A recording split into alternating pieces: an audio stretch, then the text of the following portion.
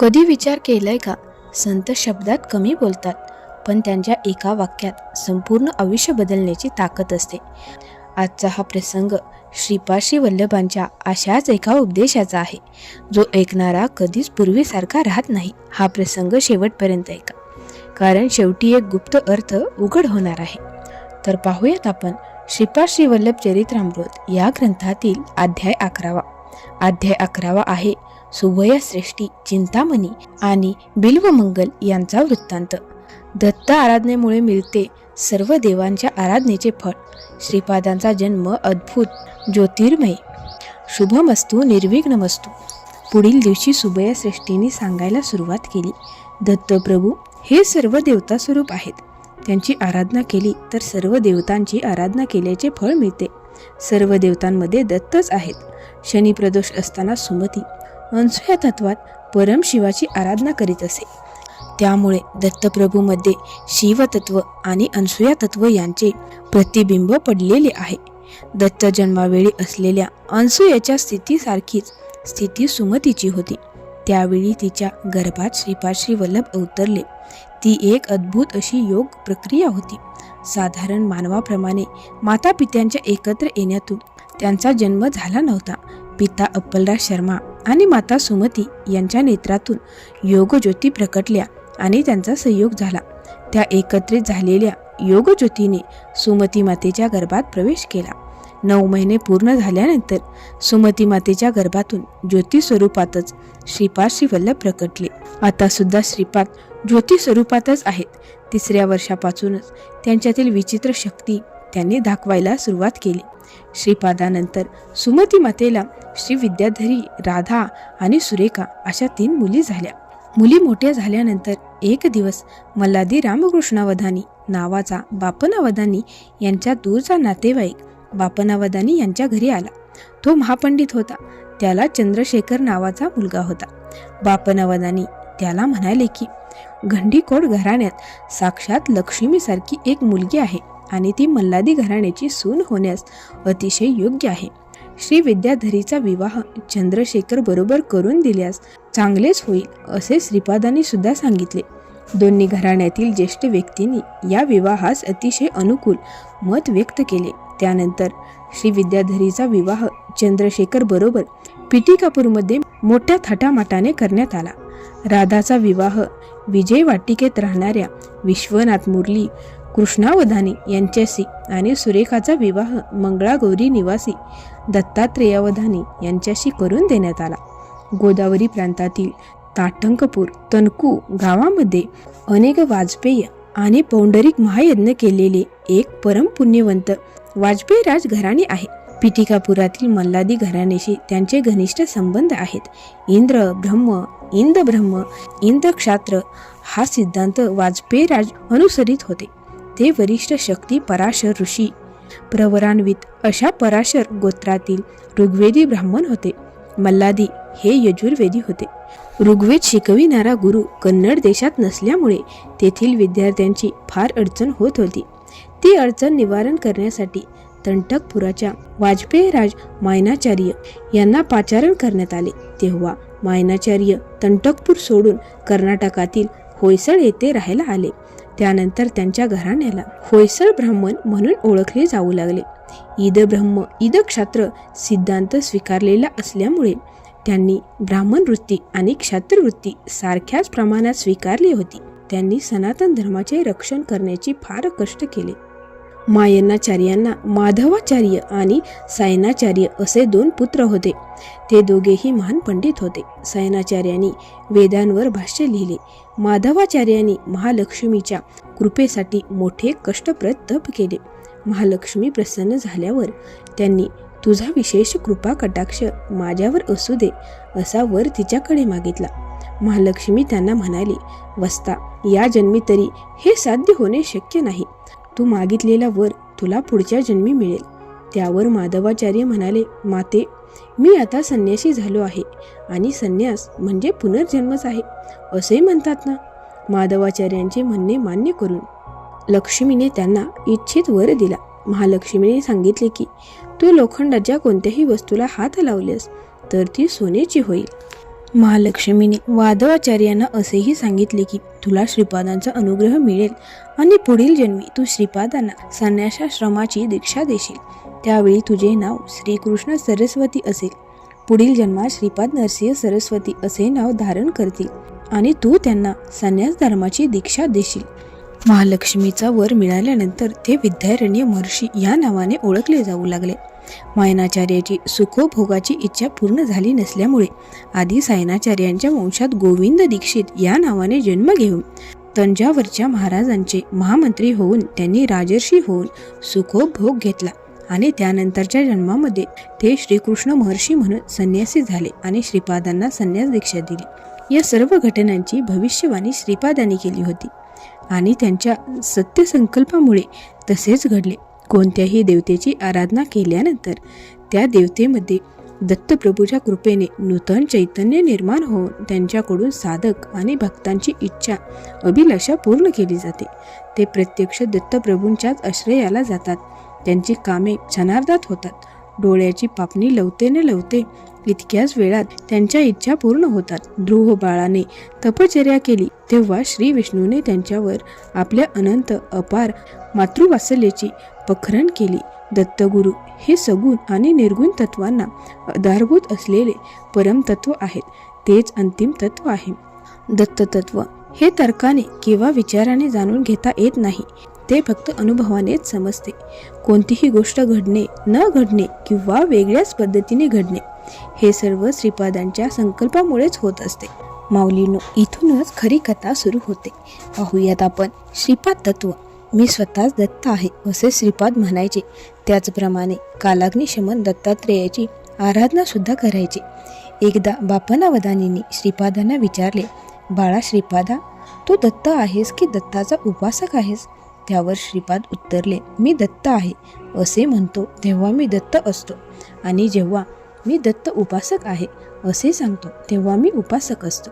ज्यावेळी मी श्रीपाद श्रीवल्लभ आहे असे सांगतो त्यावेळी मी श्रीपाद श्रीवल्लभ असतो. मी जशी इच्छा करतो तसेच सर्व काही घडते. हेच माझे तत्व आहे. हे ऐकून बापनावधानी गोंधळात पडले. ते पाहून श्रीपाद म्हणाले, आजोबा, तुम्ही आणि मी एकच आहे.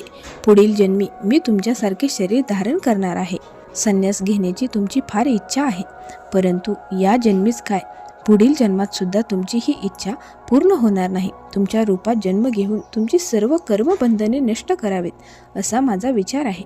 असे म्हणून श्रीपादाने आजोबांच्या भ्रुकुटी मध्यावर अंगठ्याने स्पर्श केला. तेथे चैतन्य सुप्तावस्थेत असते. त्या स्पर्शाने ते सुप्तावस्थेतील चैतन्य जागृत झाले. त्यांच्या डोळ्यासमोर हिमालयातील तप करीत असलेले बाबाजी दिसू लागले. श्रीपादांच्या स्पर्शाने बापनावधानी समाधी स्थितीत गेले होते. त्या अवस्थेमध्ये त्यांना वेगवेगळी दृश्ये दिसू लागली. प्रयाग येथील त्रिवेणी संगमामध्ये स्वतः श्रीपाद स्नान करीत असलेले दृश्य त्यांना दिसले. त्यानंतर ते श्रीपाद श्री वल्लभ रूपात कुकुटेश्वराच्या देवालयातील स्वयंभू दत्तमूर्तीमध्ये विलीन झालेले दिसले आणि त्या मूर्तीतून अवधूत प्रकटले बाळरूपात सुमती मातेच्या मांडीवर झोपलेले दिसले. त्यानंतर खेळता खेळताच त्यांचे बालरूपातून 16 वर्षाच्या युवकामध्ये परिवर्तन झालेले दिसले. नवयुवक रूपातील श्रीपाद आपल्याकडे टक लावून पाहत आहेत असे बापनावधानींना वाटले. बघता बघता त्यांचे रूप बदलले आणि तेथे त्यांना संन्यासी दिसू लागला.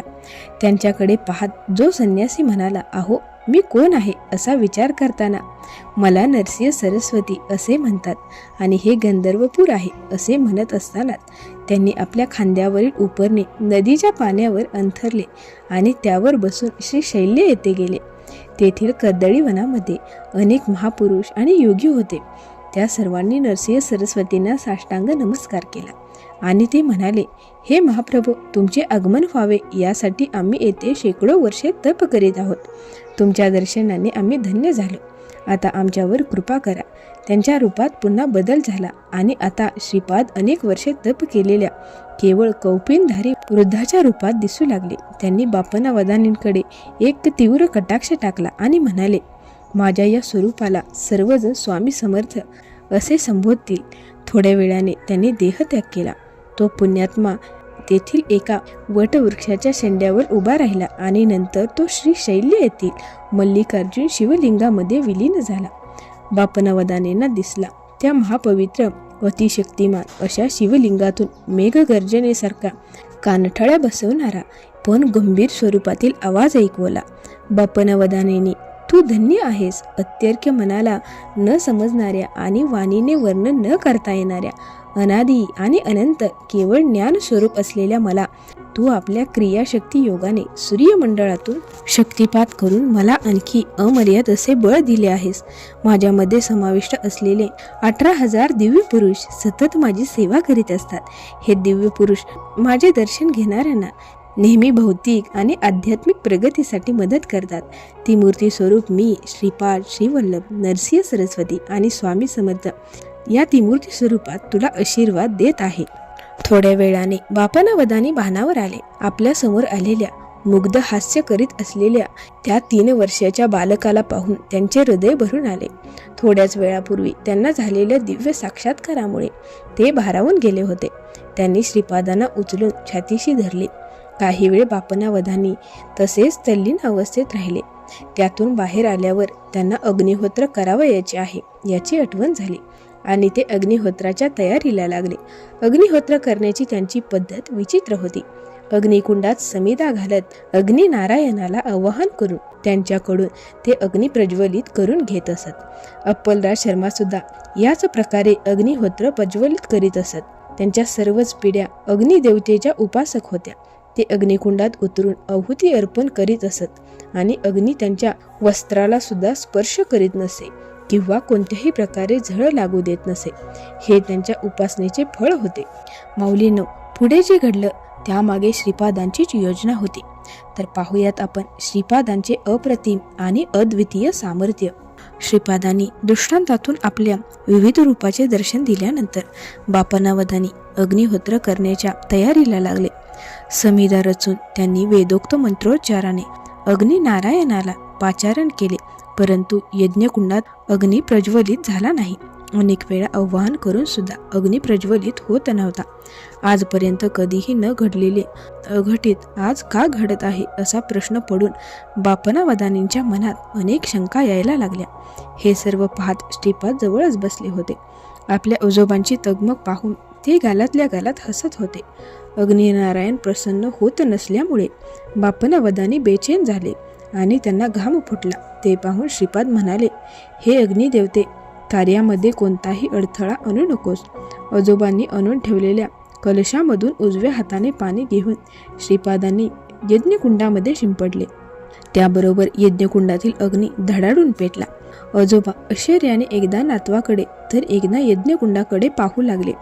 त्यावेळी श्रीपाद म्हणाले, आजोबा, मी हा अवतार घेण्याचा तुम्ही व्यंकटप्पया श्रेष्ठी आणि नरसिंह वर्मा असे तिघेजण कारण आहात. त्यामुळे तुम्ही किंवा व्यंकटप्पया श्रेष्ठी असोत किंवा नरसिंह वर्मा असोत, तुम्ही दिलेले धन किंवा कोणतीही गोष्ट कुणी स्वीकारली तर त्याला दान म्हणता येणार नाही. तसेच तुम्ही दिलेले धन किंवा वस्तू हे दान आहे आणि दान स्वीकारण्यामुळे पाप वाढते असे समजून जर ते अव्हेरले आणि स्वीकारले नाही तर तो परमेश्वराचा अपमान होईल. तुम्ही एखाद्याच्या मदतीसाठी दिलेले धन किंवा वस्तू परमेश्वराची कृपा समजून स्वीकारली पाहिजे. माझी जन्मदाती आई सुमती मातेला फक्त मल्हारी घराण्याचीच नव्हे तर श्रेष्ठी आणि वस्तवाई घराण्याची सुद्धा कन्या समजली पाहिजे. हा माझा आदेश आहे, असे श्रीपाद म्हणाले. हे सांगत असताना अप्पलराज शर्मा आणि सुमती देवी दोघेही तेथेच उपस्थित होते. व्यंकटप्पया श्रेष्ठी आणि नरसिंह वर्मा सुद्धा त्याला साक्ष होते. माझ्या संकल्पाशिवाय बापनवदानीसारखे महातपस्वी सुद्धा मंत्रशक्तीने अग्नी प्रज्वलित करू शकत नाही. माझे वडील अग्निकुंडात उतरल्यानंतर अग्नी आपला प्रताप दाखवू शकतो. माझा संकल्प किंवा इच्छा बदलली तर व्यंकटप्पया श्रेष्ठी हे अतिशय दरिद्री होऊ शकतात. नरसिंह शर्माची सर्व जमिनीची मालकी नाहीशी होऊ शकते आणि ते भूमिहीन होऊ शकतात. मी मनात आणले तर कोणालाही क्षणार्धात राजा करू शकतो किंवा राजाला रंक करू शकतो. माझ्या आश्रयाला आलेल्या माझ्या भक्ताला मी त्याची इच्छित गोष्ट देऊ शकतो, परंतु त्याआधी त्या भक्ताची योग्यता तपासून पाहतो. आपले शक्ती सामर्थ्य तो लोकोपयोगी कार्यासाठी वापरतो किंवा नाही हे पाहण्यासाठी मी त्याची परीक्षा घेतो. मला आवश्यकता वाटल्यास मातीचे सोने किंवा सोन्याची माती करू शकतो. बापनवदानी कृतयुगात लाभात महर्षी असताना मंगल महर्षी नावाचा त्यांचा शिष्य होता. एकदा तो दर्भ कापत होता तेव्हा अचानक त्याला जखम झाली. त्या जखमेतून रक्त व्हायला लागले. बाहेर आल्याबरोबर ते रक्त घट्ट होऊन त्यांची विभूती झाली आणि त्यातून अतिशय मोहक असा सुगंध यायला लागला. ते पाहून मंगल महर्षीला वाटले की मी किती मोठी सिद्धी मिळवली आहे. याचा त्याला फार गर्व वाटू लागला. तेवढ्यात तेथे परमशिव प्रकट झाले. त्यांनी आपला हात हवेत फिरवला तेव्हा हिमगिरीवर होणाऱ्या हिमपाताप्रमाणे आकाशातून जमिनीवर विभूतीचा वर्षाव व्हायला लागला. परमशिव मंगल महर्षीला म्हणाले, त्रेतायुगात भरद्वाज ऋषींनी पिटिकापूरमध्ये सविस्तृकाटक महायज्ञ केला. त्या महायज्ञामध्ये तयार झालेल्या विभूतीचा एक अतिशय लहान भाग मी तुला दाखविला. हे ऐकल्यानंतर मंगल महर्षीचा गर्व नाहीसा झाला.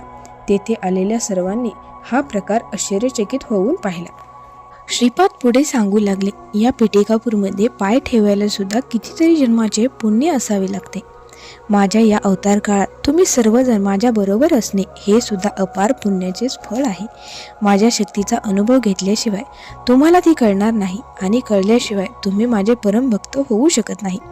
माझी शक्ती, करुणा, वात्सल्य, कृपा, पापहरण हे सर्व तुम्हाला अनुभविता येणार आहे. माझे जन्मस्थळ असलेल्या बापना वदानींच्या घरामध्ये माझ्या पादुकांची प्रतिष्ठापना होईल. पहाटे मी माझी आई सुमतीच्या मांडीवर झोपून दूध पिऊन घेईन. दुपारी आई मला दूध भात भरवेल आणि रात्री तिच्या मांडीवर बसून गव्हाच्या रव्याचा शिरा खाईन. गंधर्व पुराणामध्ये गाणगापूर नरसिंह सरस्वती अवतारात असताना सुद्धा मी पिटिकापुरात असेन. दुपारच्या वेळी गंधर्वपुरात निश्चितच भक्तीला पूर येईल. दिव्यदृष्टी असलेल्यांना या गोष्टीची प्रचिती स्पष्टपणे येईल. महापुरुष, महायोगी आणि सर्व देशातून लक्षावधी लोक माझ्या दर्शनासाठी माझ्या दरबारात येतील. दत्त दिगंबर, दत्त दिगंबर, श्रीपाद वल्लभ दत्त दिगंबर, नरसिंह सरस्वती दत्त दिगंबर असा नामजप करीत नाचतील. जी कामे व्हायची आहेत ती मी कालपुरुषाला आज्ञा केल्याबरोबर क्षणार्धात होतील.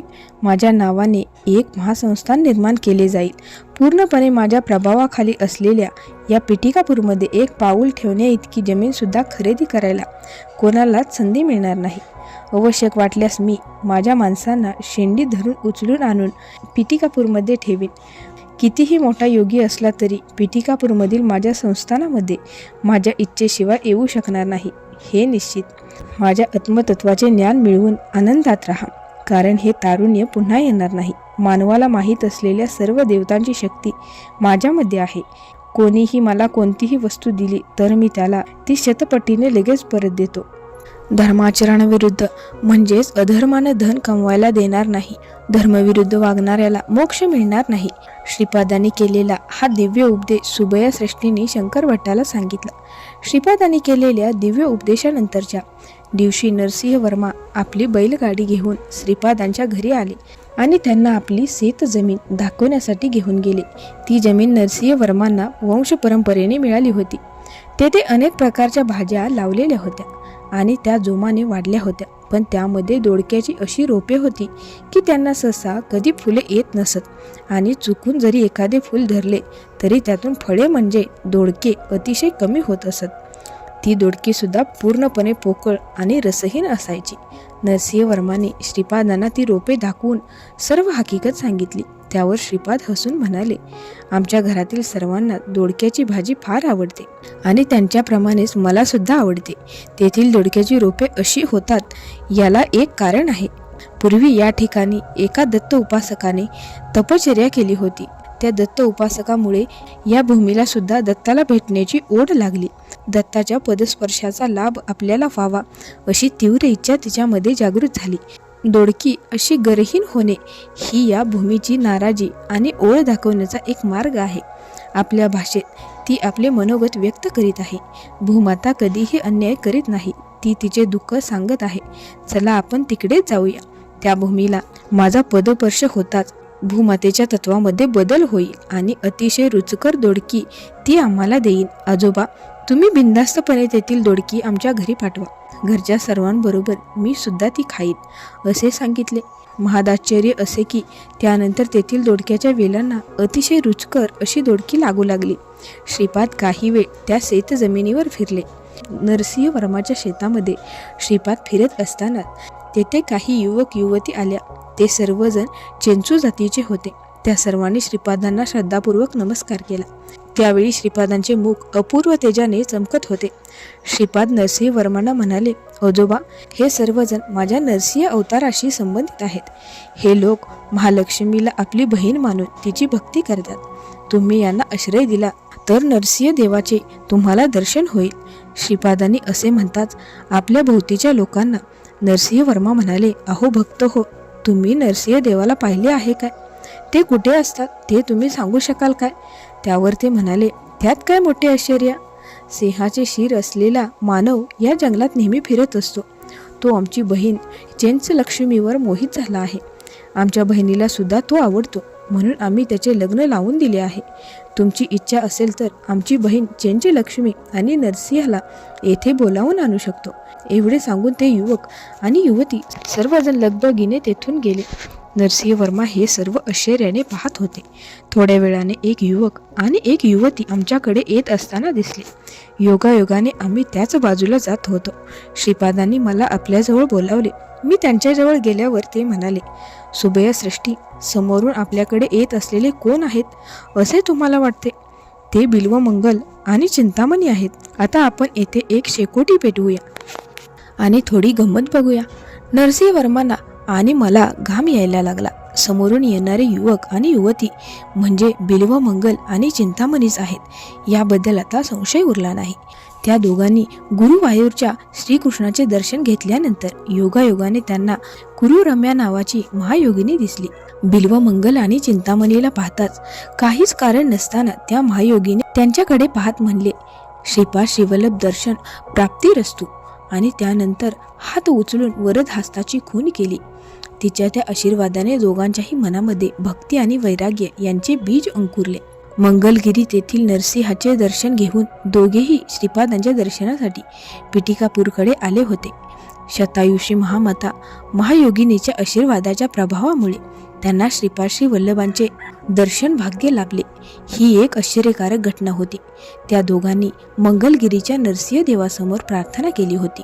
महायोगिनी कुरुरम्याच्या आशीर्वादाप्रमाणे आम्हाला श्रीपादांचे दर्शन व्हावे अशी आम्ही तुम्हाला कळकळीने प्रार्थना करतो. बिल्वमंगल आणि चिंतामणी सुद्धा आता त्या शेकोटीजवळ आले होते. श्रीपादांनी पेटवावयास लावलेली ती शेकोटी म्हणजे बिल्वमंगल आणि चिंतामणी यांच्या पापकर्माची चिताच होती. जसजशी ती शेकोटी भडकायला लागली तसतसे स्वतःचे शरीरच पेटल्याप्रमाणे त्या दोघांना असह्य वेदना होऊन ते दोघेही तडफडत होते. काही वेळाने दोघांच्याही शरीरातून त्यांच्यासारख्या दिसणाऱ्या काळ्या खभिन्न आकृती बाहेर आल्या आणि त्या शेकोटीत पडून तडफडत जळून गेल्या. त्या काळ्या आकृती जळून गेल्यानंतर दोघेही शुद्धीवर आले. तेवढ्यात नरसिंहदेवाचे भक्त चेंचलक्ष्मी आणि नरसिंहदेव तेथे आले. अशा चित्रविचित्र घटना कोणत्याच युगात घडल्या नव्हत्या. श्रीपादांच्या अवतार कार्यातील लीला म्हणजे अत्यर्क चमत्कारच होते. त्या सिंहमुखधारी मानवाला श्रीपादांनी विचारले, पूर्वयुगातील नरसिंह तूच काय? आणि चेंचलक्ष्मी ही तुझी पत्नी आहे काय? हिरण्यकश्यपाला मारून प्रल्हादाचे रक्षण करणारा तूच काय? नरसिंहाने या सर्व प्रश्नांना होय असे उत्तर दिले. त्यानंतर चेंचलक्ष्मी आणि नरसिंहदेव ज्योतिस्वरूप होऊन श्रीपादांच्या शरीरात विलीन झाले आणि त्यांचा भक्तगण अंतर्धान पावला. बिल्वमंगल महाभक्त होऊन बिल्वमंगल महर्षी म्हणून प्रसिद्ध पावला आणि चिंतामणी महायोगिनी झाली. अनेक चित्रविचित्र घटना घडलेल्या नरसिंहवर्माच्या त्या जमिनीवर त्यानंतर एक गाव उभे राहिले. त्या गावाला चित्राड म्हणावे असे श्रीपादांनी सांगितले. श्रीपाद सत्यसंकल्प आणि सिद्ध संकल्प होते. माऊलींनो, म्हणूनच श्रीपाद श्रीवल्लभ सांगतात, श्रद्धा, संयम आणि गुरुकृपा याशिवाय मुक्ती शक्य नाही. जर हा उपदेश तुमच्या हृदयाला स्पर्श करून गेला असेल तर कमेंटमध्ये फक्त जय श्रीपाद लिहा. असा दिव्य उपदेश इतरांपर्यंत पोहोचवावा म्हणून व्हिडिओ शेअर करा आणि चॅनेलला सबस्क्राईब करा.